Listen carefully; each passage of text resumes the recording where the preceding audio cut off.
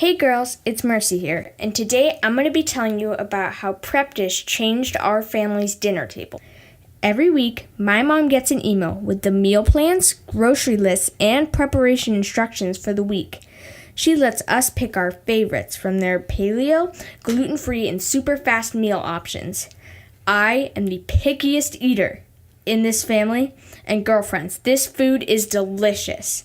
So do yourself a favor, stop worrying about what's for dinner, and go to prepdish.com/heygirl for your free 2-week trial. That's right, free 2-week trial.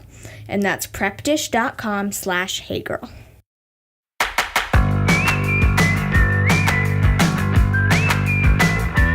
Hey girls, and welcome to another episode of the Hey Girl podcast. We're your hosts, Bethany Needham and Laurie Casagrande. And each week, we get to share with you stories from women of all ages and stages of life who are following Jesus right where they're at. Our prayer is that each story encourages you to run your race in your place. In today's episode, we get to introduce you to Heather Avis. You may know her from a book she recently released called The Lucky Few, or maybe you're lucky enough to follow her on Instagram. Either way, if this is the first time you're hearing her name, you absolutely need to stop this episode and go look her up. I have my friend to thank for introducing me to Heather by first asking for her book for Christmas, which is the first time I'd ever even heard of it. And second, she's like, "Are you kidding me? You haven't heard of her? You need to follow her on Instagram."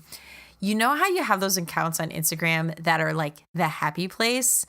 The Lucky Few, that's one of those places because Heather posts these adorable photos and videos of her kids and her story of adoption. And not just adoption, but walking into adopting 2 of her children who have special needs, both have Down syndrome, and their 3rd child, who is a typical kid, but has, like any adoption story, its own unique challenges.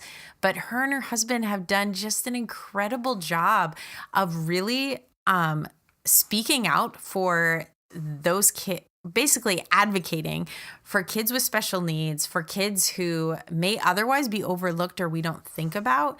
And everything in this conversation, I just loved. Loved meeting Heather, even if it was over FaceTime. Really want to be real life friends with her because she's one of those people that you just feel inspired after talking to her. And so there's a lot of things that I could tell you about this episode. But at the end of it, Laurie and I will come back. We'll discuss some of our favorites. But for now, without further ado, I wanted to introduce you to my new friend, Heather Avis.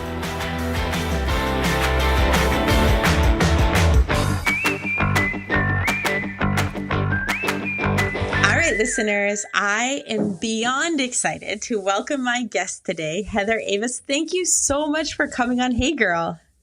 Hey girl. I feel like I just need to say that back. Does that happen a lot? Yes. Thanks for having me on. This is fun because I've done a lot of these, but I never get to look at your face. And the listeners don't know this, but we're looking at each other. We are. Which is fun. The listeners also don't know. I feel like I should confess. I have actually been sick for the last couple of days, which thank goodness for Skype. You can't catch what I have, so no worries there. I've only not been running a fever for maybe the last 5 hours. Oh my gosh. But don't you love this sick girl do no makeup? This is instant friendship, Heather. I like it. I like it a lot. And I don't know any different. And so I'm really appreciating it. Oh, that's lovely. So I had no idea you were sick. Maybe one day we'll meet in person and I'll have makeup. You'll be like, wow, you're like a whole new woman. Who are you? Oh, our story doesn't go back very far. This is the first time we've ever met. Yes. I'm so grateful for technology and the ability to do these things without me having to fly to California. But I know of you through my best friend. Shauna actually was a friend of mine who's like, okay, first of all, this is what I want for Christmas. And she sent me the link to your book. Oh my and she's gosh. like, and if you don't follow her, you need to follow her on Instagram. And so I did. And of course, she's right. Instantly fell in love with your story and your family and your book. And I have to tell the crazy story of meeting Brandon, who is your friend, because this still blows my mind. But we kind of joked about when I got this book for my friend, oh my word, if someday you ever got to like interview her for your podcast, that'd be crazy.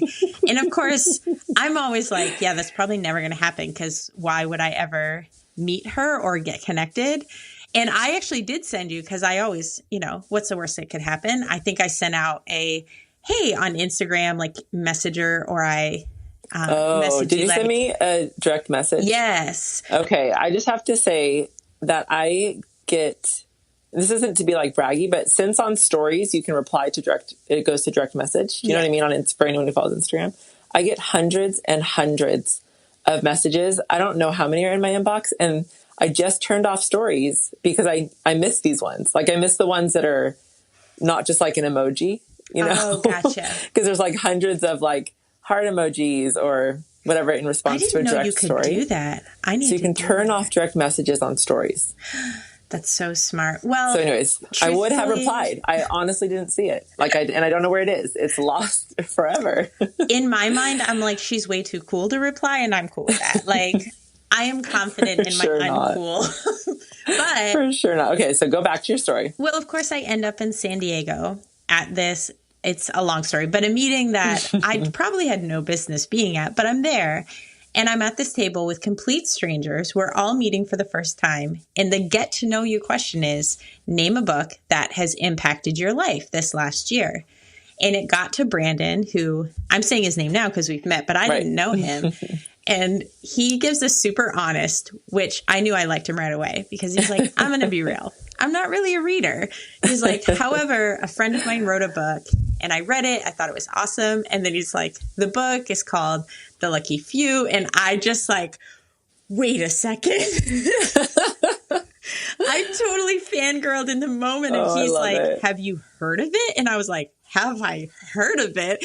And of course, instantly I go back to my conversation with Shauna and I was good. Brandon, when you say you're friends with this girl, like friends as in I know of this girl that wrote a book, or friends as in, hey, maybe I can hook you up and you can interview her. And I mean, the rest is history. Like he must have texted you, I think that same night. He did, like right away. Oh my word. I voxed my best friend. She screamed into my vox. Girl, this is the funniest thing. This is so wild because I for sure sit in my corner of the world feeling very inadequate all of the time, totally dorky. Like there's no way anyone would fangirl ever over me. And not like in a pathetic way, but just like, no, you don't understand. Like I woke up this morning and I'm cleaning up poop, human poop, like from a child and, making oatmeal, picking kids up from school. Just life is so normal. And so it still is such a surreal thing to hear someone like you be like, I can't believe you're on the podcast. I'm like, I've been here all along. Of course I will do your podcast. I just got lost amongst the emojis. Well, I just want you to know, I think we should just skip past fangirling. We should be friends and we'll call it a day. So before I begin, and hopefully my producer will not cut this, you would make my best friend's day if even you would just say a hello to Shauna Stevens, who, by the way, your story has been the hugest impact on God really stirring her heart to foster and adopt kids with special needs, which just as a best friend, I have to say, I've known that she should do this forever. Like she's incredibly, but your story was something that God definitely took. She's like, no, I'm I'm called to do this. So thank you. Amazing. Shauna, girl, love you. Yeah. Best friend. That's amazing. I don't have to get her Christmas gifts anymore because I just did that. Okay. Well, Heather, for those who are not Shauna and me who are already fangirling over you, maybe you could take a few moments and just tell us a little of your story. Help us get to know you a little more. Definitely. So as you've said, I live in California. I'm a Southern California, born and raised girl. I love it here. I will never leave unless the Lord says audibly in my face, go, and exactly where to go. And it better be near the ocean. And been married for 16 years this year. So a little less than 16 years to Josh, who is love of my life. We were very young when we got married. And How old were you? I was 20. My husband was 23. And we just had a year left of college, ended up going to Hawaii for a few years. Or no, I'm sorry, for 6 months. We were hoping it'd be years and years and forever, but it was 6 months. Then came back to California, got jobs, the whole thing, decided to grow our family. It's kind of where the story really begins. We found ourselves on a road towards infertility, and it took years. It takes years to figure that out, but it's very painful. Those years and those months are very painful and lonely, and it's all out of your control. And anyone who's been through infertility knows it's just a really awful thing to have to experience. That led us to a crossroads of in vitro fertilization or adoption. And at the time, it's a very long story, but in vitro was not something that we were interested in at all for lots of reasons. And adoption was. And while it wasn't how we originally thought our family would grow, and it wasn't our first plan, it wasn't something we were totally opposed to. So when we found ourselves at that crossroads, it was a much easier yes to step toward adoption, because at the end of the day, we wanted children. I wanted to be a mom. And there's so many more ways to become a mom than to grow a child in your womb. And I know that now because that's how we become a parent. So fast forward, we go with a private agency and we want a healthy infant, and we end up getting word about a child with Down syndrome who was placed in the agency. And it was a passing conversation because Down syndrome was never anything we were interested in.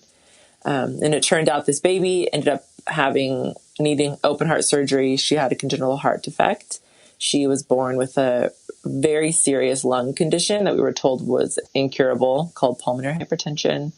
And I mean, it was like our craziest, scariest, and best yes, but God was pretty relentless in pushing us towards her, even though we were kicking and screaming part of the way. And we said yes. And our eldest daughter is Mason.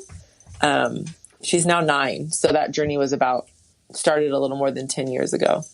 And she was the gift of our life. And we just didn't know it. She was all these things we had been avoiding, working really hard to not have to have as our story. And by God's grace, it became our story. And Down syndrome has become our story, and adoption has become our story. So that led us towards 2 more adoptions.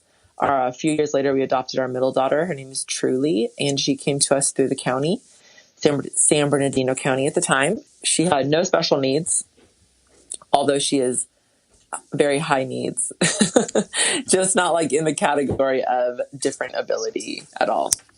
And then a few years later, we decided we wanted to adopt a 3rd child, and we weren't expecting to adopt another child with a disability, but we ended up finding out about a birth mother who was 7 months pregnant and had an in utero diagnosis for Down syndrome and a congenital heart defect. And her life circumstances were such that she was going to be unable to parent. And so she chose an adoption plan. And we ended up finding out about her through one of my very dear friends. And we weren't ready for a 3rd child. And then 2 months later, he was born. His name is August, and he also has Down syndrome, a congenital heart defect. So my kids are now 9, 6, and 4. Truly, my middle daughter will be 7 in a couple months.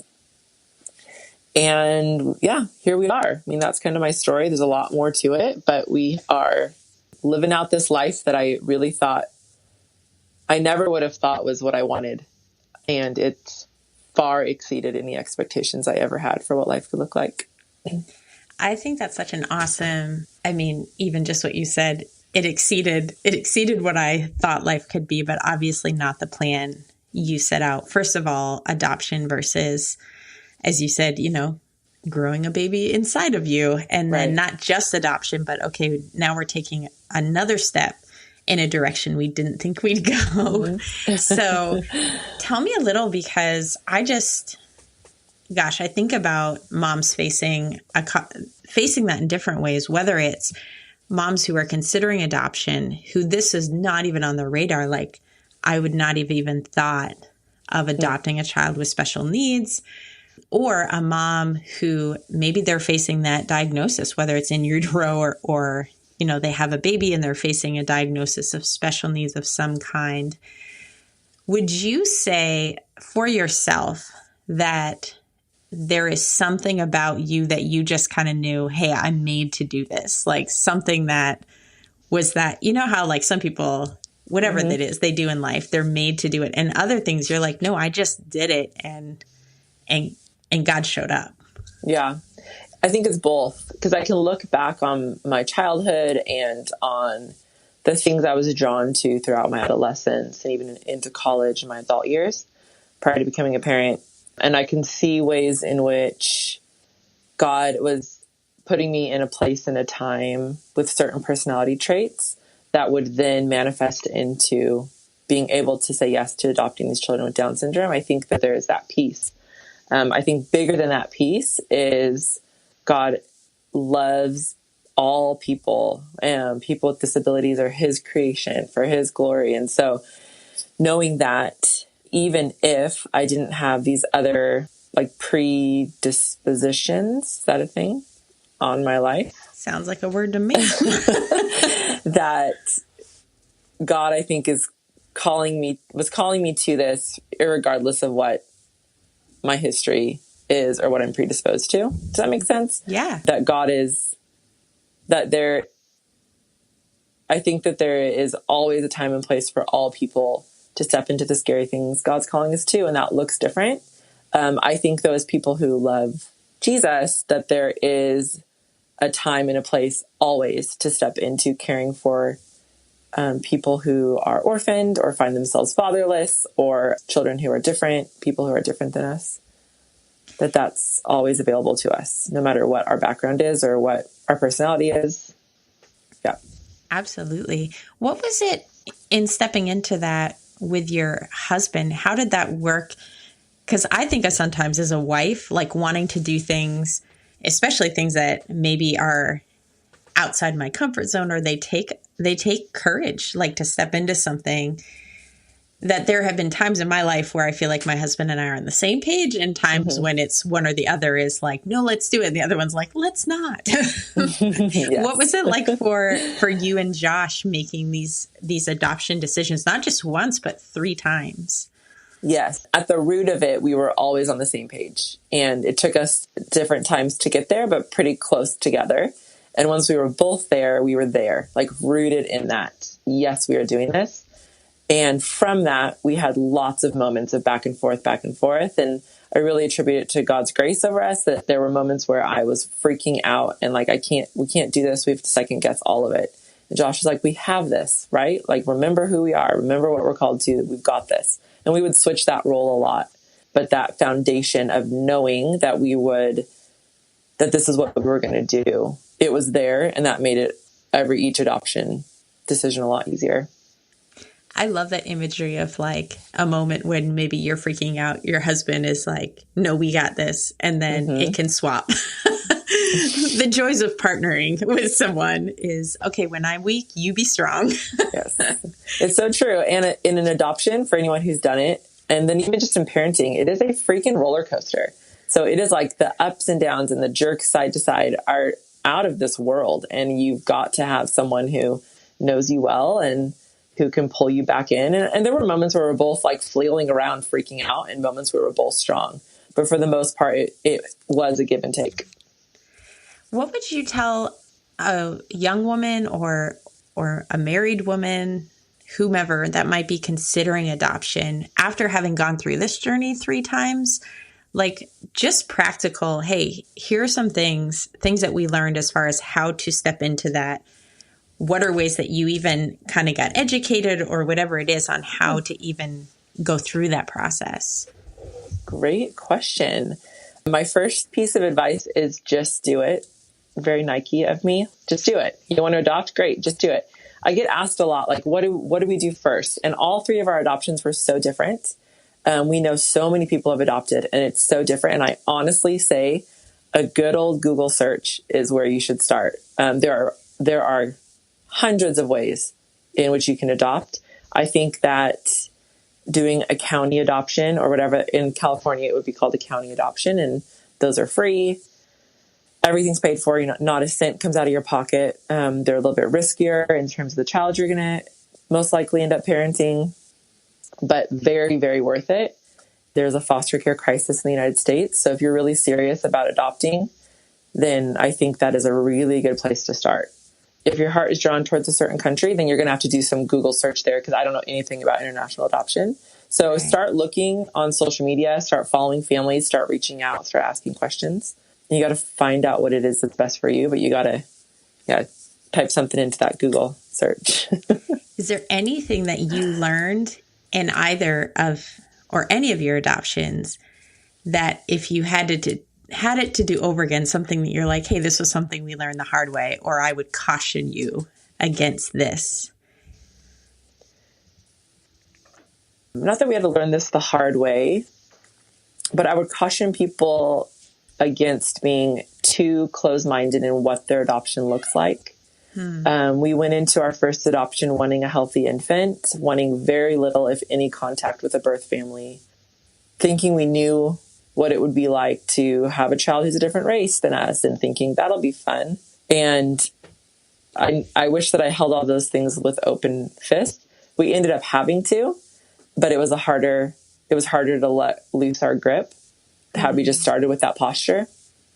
And we ended up with a child who on paper wasn't what we wanted, what we thought we wanted.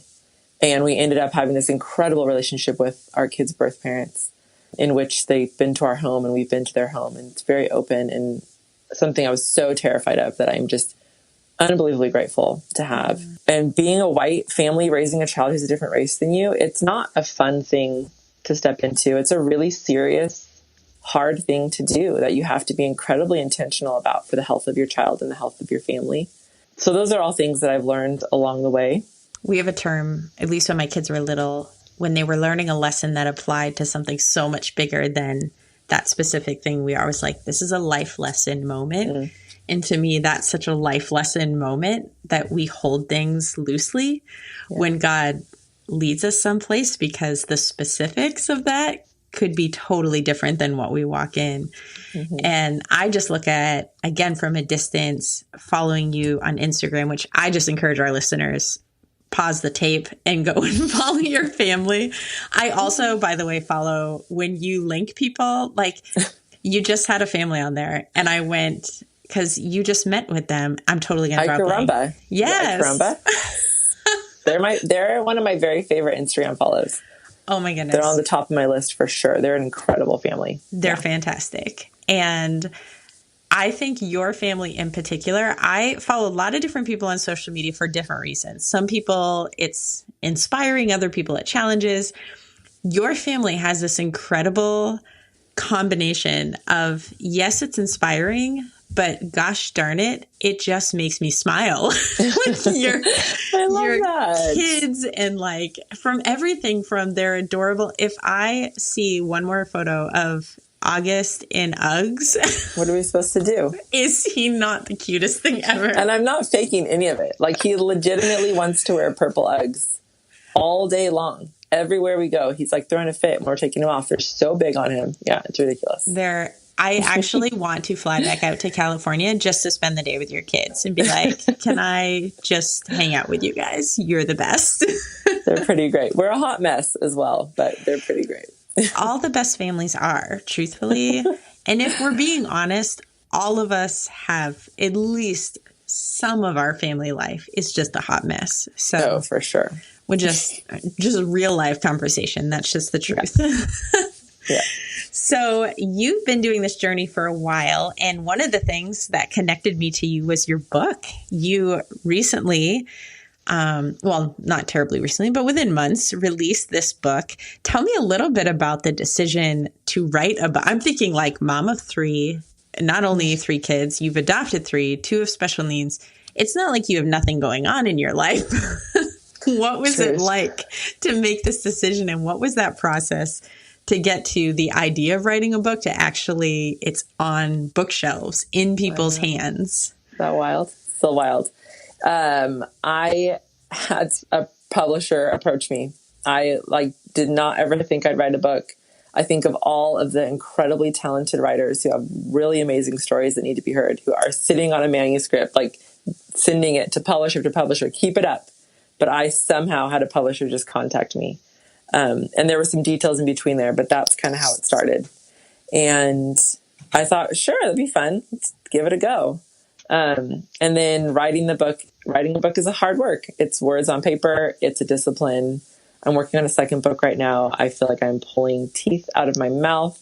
It is, it's really hard work. It's a lot of hours. And there's a lot of steps in between. It's not all super glamorous. And I did it with lots of babysitters, during nap time, at bedtime, early in the morning.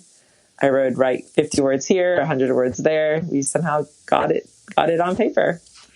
And then it got on bookshelves, and here we are. Yeah, for real.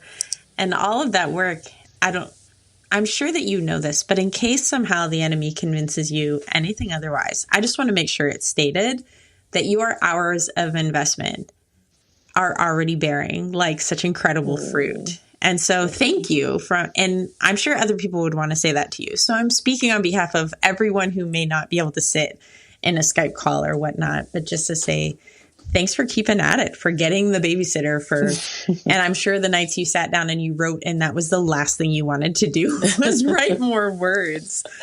But what a cool thing now to have that and now get to watch and see what God does with it. Yeah, it's incredible. It's a real honor for sure. I love that. So obviously you've written this book, all of that, but part of what we do on Hey Girl is we really want to encourage women. Our slogan, in fact, is to run your race in your place. And so there's kind of two parts to that I love. One is the running your race, which is being faithful to the things that are right in front of you. And the second, the run your race in your place, is that what's right in front of you is different than what's right in front of me. Mm-hmm. But each of us remaining faithful in that, the things that God accomplishes through that are just so much bigger than any one story. But I wonder for you, what does your race look like right now? Like this current season, what's a day in the life of Heather look like? I'm running really fast. I'm exhausted. I'm trying to raise good kids, right? I'm really am committed to my kids. But I'm also raising kids who are found on the fringes of society. Two of my kids have Down syndrome, and one of my daughters is African American and Guatemalan. So I'm committed to staying on the path of listener and learner and shouter of worth. Those are kind of the things I'm really committed to right now. And I'm trying to listen and learn about things I don't know well because it's not my reality. I mean, it is now with my kids, but it hasn't been for most of my life. So I'm trying to learn about racial issues and trying to learn more about Down syndrome and what it means to live a life with Down syndrome, and then trying to just shift all those negative narratives that have been swimming around society for so long. What is it, just practically speaking, how do you educate yourself in those things? Is it people that you know, books that you read? I mean, maybe all of the above, but what does it look like for you? Right. It's all of the above. I'm trying to be super intentional with relationships and being in relationships with people who are more like my children than they are like me, and learning from those people, like adults who I can learn from. I think 6-year-olds are great, but 6-year-olds think about one thing only. That is themselves. At least my 6-year-old. And food. So don't forget food. That's important. Books are so important. I think reading is incredibly important for people to learn. And I do read. I just am always find myself reading super heavy books because it's all about race and disability and society and all those. I really wanted to figure out recently, and I'm still trying to figure it out, but it's like a new place I find myself in self-advocacy for people with disabilities. I think there's this misconception that people with disabilities don't have a voice, like being a voice for the voiceless. And I just don't think that's true. I think that they have a voice. We just aren't prone to hear it. So making sure that I don't step too far into a role that I don't have a right to be in. I think that's a tricky thing to do as an ally and an advocate, is trying to come off as having an understanding of something that I never will fully understand. But these are my kids. I don't know. I'm in it like right now, so I don't even know necessarily how to explain it. I just think that's incredibly insightful because I've heard and have even said those words, a voice for the voiceless. And there are those cases where children that don't have voices, but that idea of, what'd you say, teaching them to advocate for themselves and being willing to retrain ourselves to listen to those voices. It's not that they don't have a voice. It's that maybe we're just not listening. Yeah. Yeah. I definitely agree with that statement. Yeah. Yeah. I got goosebumps as you were saying it. So there's something to that. On like this is like such a shallow practical level of that. But one of the things that was really important to my husband from when our kids were very young, and it's such a dumb thing, but it's an example of, teaching your kids, regardless, to advocate for themselves, is whenever we go out to eat, he would not order for them. They would have to order for themselves. And I guess I didn't necessarily understand at the beginning, but now I, in a weird way, have this like proud mama moment when we go places and I hear them speak up and like explain their order to a waiter, not in like a rude way, but just a very clear, hey, this is what I want. And be able to answer questions and not just look at me and be like, help. Right. No, I think that's so rare in this day and age even. So I just love that line. Self-advocacy, that idea is, I'm going to have to mull on that for a while. I've never considered how important that is to not always be the voice for someone else, but actually allowing them to have a voice and then listening to it. Yeah. And I think it is that posture of being a listener and a learner, because I learned that from other people reaching out to me. Does that make sense? Did you get that? Yeah. Okay. No, I love that. Like from people saying, hey, you've said this about race, or you've said this about disability.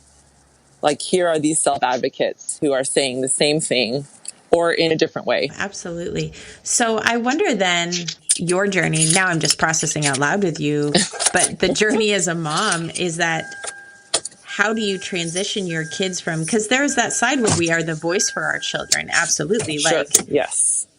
But you just described such an important transition of how do we train them and teach them and fight for platforms for them to have a voice of their own, to speak up for themselves. Yeah, I am like smack dab in the middle of it. So I don't have an answer. I am seriously learning about all of this in a very intense way right now. So that'll be our next podcast. Yeah. Interview after the next book. I love it. I love it. After I process.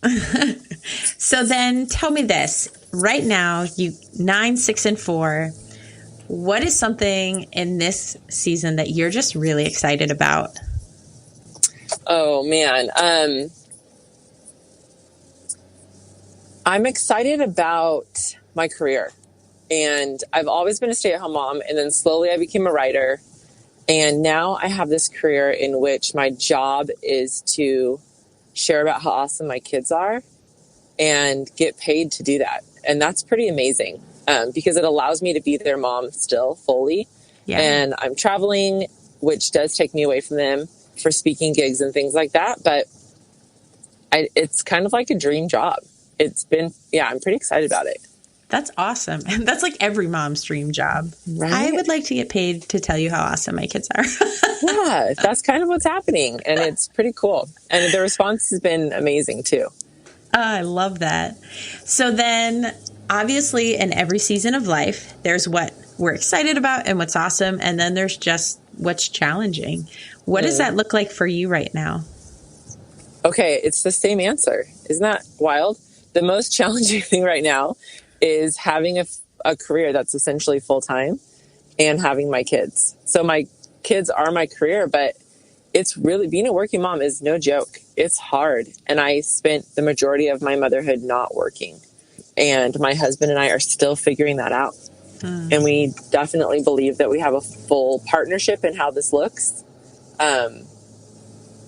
But it's a lot of like give and take and being super flexible. And for me, letting go of expectations. Like, I'm big on what my children eat and I want to cook healthy food. And I've got to let go of a lot of that. you know, like we're not going to eat 5 meals at home during the week, or at least not real healthy ones. Yeah. Or at least not what I dream of. Sometimes we're just like having a couple, like they're just having mac and cheese for dinner, and guess what? Everyone's fine. So it's hard juggling it and figuring it out. I actually love that you said you had the same answer for both of those, because I feel like every coin just has two sides to it. Oh, yeah. And it's almost that retraining to not forget either side, like acknowledge the challenge, but celebrate the joys in it. And I just think that's it's such a good thing for all of us to remember, because regardless of what our season is, or regardless of what that exciting thing is, sometimes we like to try and ignore the fact that that can also be hard. And I don't think that is always helpful. Sometimes we just are in denial. But the flip side is sometimes we can become Debbie Downers and only be like, oh, this is so hard, and forget, like, no, there's really good in this. Like, there's stuff to be thankful for. Yeah, I hadn't really even thought about it that way. And I think maybe it's just given the story that we've been given and the kids that we're raising, that I've really learned to hold on to the hard and the good at the same time. I think there's this misconception that hard equals bad. And I don't think that's true necessarily. I think it can, but more often than not, the worthiest things the hardest things are the worthiest, or worthy things are always hard. However you want to say that. Girl, you're preaching. You're preaching good truth. I love that hard is not bad. I think I've seen a quote somewhere like, hard is just hard. It doesn't mean it's bad. Yeah. I think I wrote that in my book. Maybe you're quoting me. Yeah. I'm quoting this really smart lady that I know. Question for you, just as far as your obviously beautiful family, your career, the book, all of these things, how are you growing and just feeding your own relationship with Jesus, that kind of personal side to your faith in the midst of all the crazy? Yeah. Honestly, I'm really bad at that. And it's something that I am always aware of, and something I need to be really disciplined in. So it comes in waves. And currently, I try not to get out of bed without reading my Elias devotional. And then I'm reading the book of one of the gospel books right now. And then I try not to get out of bed without doing that. And my husband and I talk about being committed to a Sabbath, but we haven't put that in this just yet, but it's in the works. One thing. So I'm terrible at it. Yeah. I think I just rely very heavily on God's grace. That's I have to say my utmost for his highest is a pretty epic reading. So it's so good. It's not a bad decision. Okay. So Heather, I got one more question for you, if you think you can handle this one. I can handle it. Okay, brace yourself, because what I really need to know is, what is the most superficial thing about you? God, I feel like I could just be really honest, and then no one will ever want to talk to me. Just kidding. I don't know what that is. Okay, the thing I got in my head is I very rarely, if ever, leave my house with zero makeup on. And I am like a very minimal makeup person. Yeah. But I at least have to put on like a BB cream, or like a tinted moisturizer at the least. I will not leave my house without one. I just don't like my skin. Yeah. And even like to pick up or drop off. You have beautiful skin. I don't know. So that's my superficial thing. Maybe it's your BB cream. I don't know. Maybe I'm not seeing the real deal here. I put it on a very long time ago. But yes, it is on. Well, I love it. And you are not the first to admit that. Superficial. The makeup thing, I feel like that's actually a common thing for us ladies. Clearly not me, because I'm meeting you for the first time looking like junk, but you're a gracious person, so we're going to go with that.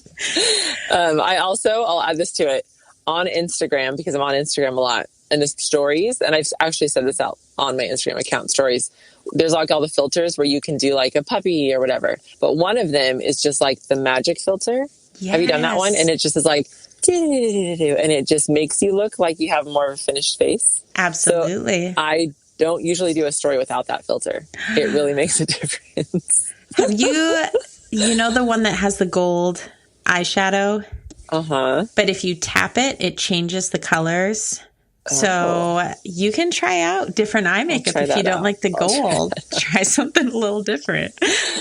Experiment. Well, thank you so much, Heather, for giving your time today, for coming on the show. And I just am so encouraged by your story. We're going to have to set this up again after this next book and do like part 2 and hear all the things that God's doing.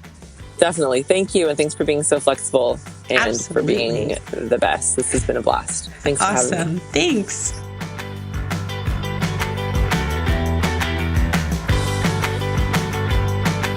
Heather. Wow. Thank you so much for sharing your story. This is Laurie here, and Bethany and I were just talking about how amazing this episode was, and we both wrote down the same thing about the listening and the learning. So Bethany, tell me why you wrote that down in your notebook. Oh my goodness. There were so many things. My notebook has a lot of notes. But when she talked about how part of her mission right now in life is to be a listener, a learner, and a shouter of worth. Like, I have exclamation marks galore next to this statement. Highlighter, underline, bold. Absolutely, because that should be all of our mission in life. I mean, think about it. Just the power of, especially right now in the climate of our culture and everything that's going on, from you can talk politics, whatever you want to talk, to be a listener and a learner. First of all, like, we need to be better listeners, and not just listen, but actually listen to learn. Because I don't remember, again, I'm the worst at quoting people, but somebody smart once said, some people listen to respond, and some people listen to learn. That's like when you're meeting someone for the first time and you're saying your name. You're so concerned with saying your name, you're like, crap, I don't know what their name is. And then you have to ask them again. But it's like in a larger view, actually listening to people's stories, listening to scripture. And real talk, I'm bad at this. Like, I'm somebody that my brain goes so quickly that sometimes I have this like thing I just am dying to say, and then I miss the last 3 sentences that they say because I'm waiting to say the thing I want to. Yeah, and you're like, back to 3 sentences ago, I actually had something to say. Let's put a pin in that, shall we? But to be a listener, to listen and learn, and not only that, but that shouter of worth.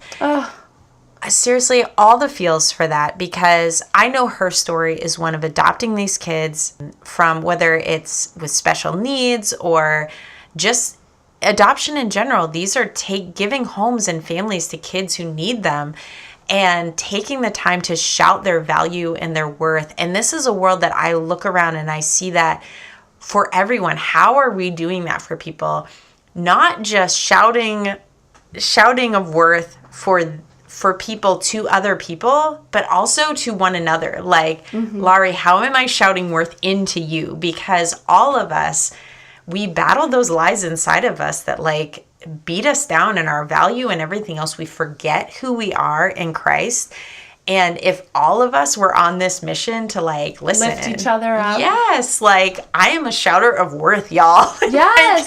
It is my mission to make sure you know who you are in Christ, and that you know who they are in Christ. And like across the board, I get goosebumps still thinking about it. Imagine if we weren't so insecure or had so much doubt, and we knew that we were worthy all the time, and we were instilling that in others, what the world would look like. Oh yeah, because I say it to my kids all the time. Like, when someone makes fun of them or like hurts their feelings, like usually that's not even about you. Like it's an insecurity in them. And man, if we just stopped and thought about how often that's true, not just in middle school, but as adults, how those compliments that we hold back, or those positive things we hold back that are more about our own insecurity, I just think we need to remember sometimes that other people's value does not devalue us. Like, Laurie... Oh, it's not a competition. Yeah, and it's not like this...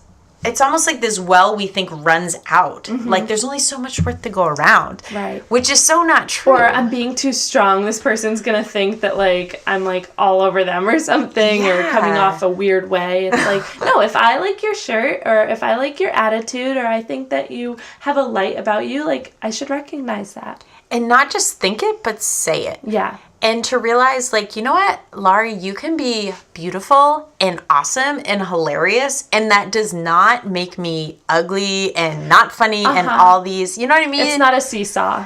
Yeah. And I think sometimes we hold back shouting people's worth because we've somehow fallen into this trap that we think it is that seesaw. Like, gosh, and girls, I feel like girls were the worst because we're always like, oh, I hate her. She's so pretty. How many girls have you heard, or myself, say, I've said that before and that's awful. Like, no, I don't hate you because you're beautiful. Like, that's a terrible thing to say. So it really resonated with me because to me, that's one of those things that whether you have the same mission and call that Heather has is in terms of adoption or wherever you're at in your life, those 3 things should apply to you. Like, we need to be listeners, we need to be learners, and we need to be shouters of worth. Let's do it. Challenge today, ladies. Find someone. It could be a stranger, a barista at Starbucks, or it could be your mom. Let them know that they're worthy. Be specific, be authentic, but let's start today. And that's important. I'm like pausing that. Be specific and authentic. This is not go around and hand super shallow, like dumb compliments to people. So, because I've gotten those and you know the difference. Like, you know the difference of someone that's just saying something because they're like, well, I should say something nice here. And something that's genuine and like, oh, that's really kind. Like don't say something that's not true about somebody. Like, okay. Step 1. Yes. Make sure that this is the truth. Yeah, like be truthful. And I don't know, I just think it would change the tone of so many things if we all took that mission. Like what Heather spoke about here. If we all live that way, for real. And everyone who's listening right now, you're doing step 1 of the listening. So now we just have to learn and shout the worth. Shout it out. Shout it out loud. All right, so the other thing I had written, you wrote down as well. So I'm going to let you share it, though, talking about hard things. Oh, yeah. Holding the good in the hard. That's amazing to think that good and hard aren't on separate planets and that they can be together in one. Absolutely. Yeah. I loved how she said, hard doesn't equal bad. Just because something's hard doesn't mean that it's bad. Well, scripture tells us it's actually good because it's refining us and it's building our character and making us more like Jesus. So we got to hold on to that good and be like, okay, it might be tough right now, but there's a reason for it. You want to talk about shouting things like to people, encouragement? The program that I'm doing right now, her big line is, girls, we can do hard things. Encouragement. Yes. And sometimes we need to say that to one another. Like, girlfriend, you can do hard things. Like, do you only want to be a person that does easy things? And like at the end of your life, be like, yeah, it was like, whatever. Yeah. I love that. I loved her line about just remembering that, especially when you're facing something difficult, to not jump out and be like, okay, this can't be of God. Because I feel like I've been there before. Like something, it's almost like you're running along and all of a sudden you feel like your feet hit the mud. And you're like, okay, well, God must want me to turn off this path. And sometimes that's not it at all. Sometimes there's mud there because God wants you to slow down. And it's actually part of the entire journey and the entire process. You're so good with the visuals. Running in mud. Run your race in your place, whether you're in the mud, the quicksand, the rain. Ice, whatever it is. Yes, yeah. Ice. Sometimes. It's because I'm a visual learner. I think I like visuals. It's good. On a podcast, that's what we need, right? I guess so, yeah. So anything else from you? Yes, I really appreciated Heather's quote about being the craziest, scariest, best yes that she had said when she was looking to plan this family with her husband, and how her and her husband had to switch roles and being the one that was encouraging and then being the one that had doubt, and sometimes you're on the same page as your husband and sometimes you're on opposite pages, and how they both just had to, go back to prayer and say, it's crazy, it's scary, but our answer is yes, because it's from God. And I was even telling my aunt about this. I was visiting her in Florida, and I told her about this Heather's podcast and how she had adopted these children. And my aunt was just like, wow, we need more people like that. like, what a kind soul to go above and beyond, not to just adopt, but to adopt children that normally have a harder time finding homes. And it's a crazy, scary yes. So thank you, Heather, for sharing that. Amen.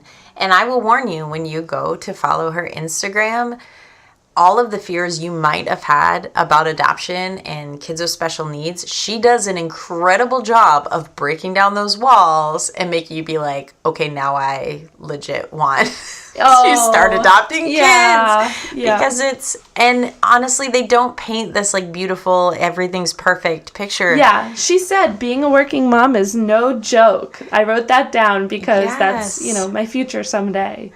Yeah. So Instagram might look pretty and we adore the pictures, but, sometimes it's harder day to day. Yeah. And she does a good job, even in their beautiful pictures, of just giving a real clear picture of this is real life. And we're living it out, and we're them being faithful in the good and the hard and everything.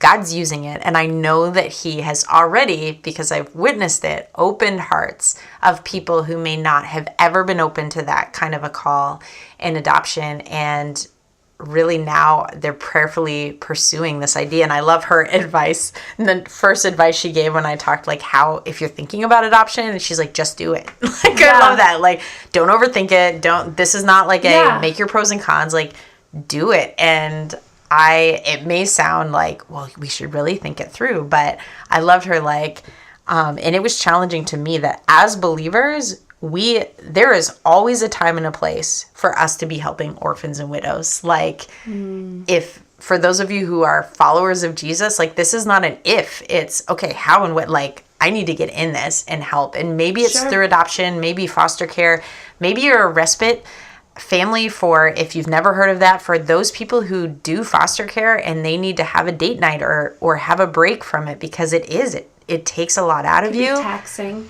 Yeah. Then respite homes are those families. They're basically babysitters that take kids for families who are fostering and allow them to have a break, whether it's an evening or they go away on the weekend. And that is the one thing I've had the opportunity to do that has been maybe one of the most fulfilling things to serve in this area, is doing respite care for friends who do foster care. And we talk about seasons of life, like that worked in my season of life, because it was, hey, I can give you 3 days and watch this baby so you and your spouse can go away. And ultimately, like, they have this infant for months at a time. Right. I mean, the least I can do is serve for these 3 days. Yep. And it's exhausting. And honestly, a lot of times these kids, like, they have some major needs. So worth it, though. So worth it. So ladies, if you have something on your heart that might be crazy, it might be scary, it might be hard, think it through, and maybe the answer is yes. So hopefully Heather spoke to you during this interview. We're so grateful for her. We're grateful for you. And we look forward to talking to you on the next episode.